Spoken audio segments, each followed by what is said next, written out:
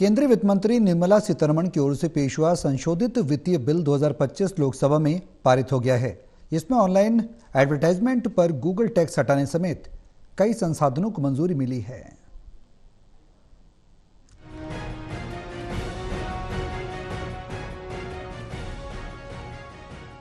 लोकसभा में संशोधित वित्तीय बिल 2025 पारित हो गया है। लोकसभा में ध्वनिमत से संशोधित वित्तीय बिल को पारित किया गया है। इसी के साथ लोकसभा में इस बिल की प्रक्रिया पूरी हो गई है।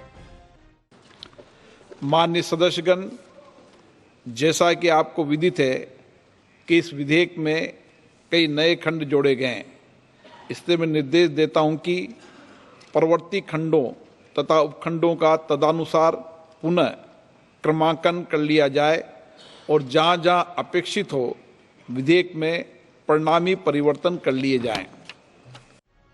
इस बिल के संशोधनों में एक बड़ा बदलाव ऑनलाइन विज्ञापनों पर 6% डिजिटल टैक्स हटाने का भी है। इससे डिजिटल मार्केटिंग विज्ञापन एजेंसियों और ऑनलाइन कारोबार को राहत मिलेगी। इन संशोधनों में ऑनलाइन एडवर्टाइजमेंट पर 6% डिजिटल टैक्स या गूगल टैक्स को खत्म करने समेत 25 संशोधन शामिल हैं। लोकसभा में केंद्रीय वित्त मंत्री निर्मला सीतारमण ने संशोधित वित्तीय बिल 2025 को पेश किया।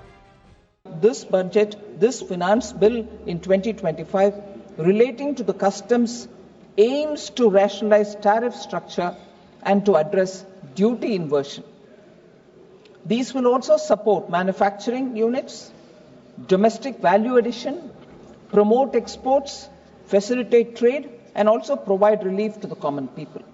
So that has to be highlighted because it's not just the new income tax bill which is coming, but this finance bill itself is talking about rationalization of customs, which is a very big step forward so that importers can benefit from it. Exporting industry which import parts can also become cost competitive. वहीं वित्त मंत्री निर्मला सीतारमण ने आज लोकसभा में वित्त विधेयक 2025 पर चर्चा का जवाब देते हुए स्पष्ट किया कि व्यक्तिगत आयकर दाताओं की सालाना 12 लाख रुपए की आय पूरी तरीके से कर मुक्त होगी और उससे थोड़ा अधिक आय पर कर का प्रभाव सीमित रहेगा।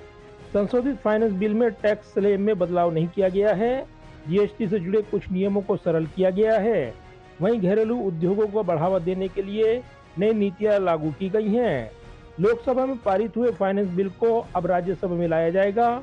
इसी के साथ संसद में इस बिल की प्रक्रिया पूरी हो जाएगी। कैमरामैन पवन शर्मा के साथ प्रदीप कुमार, टोटल न्यूज, दिल्ली।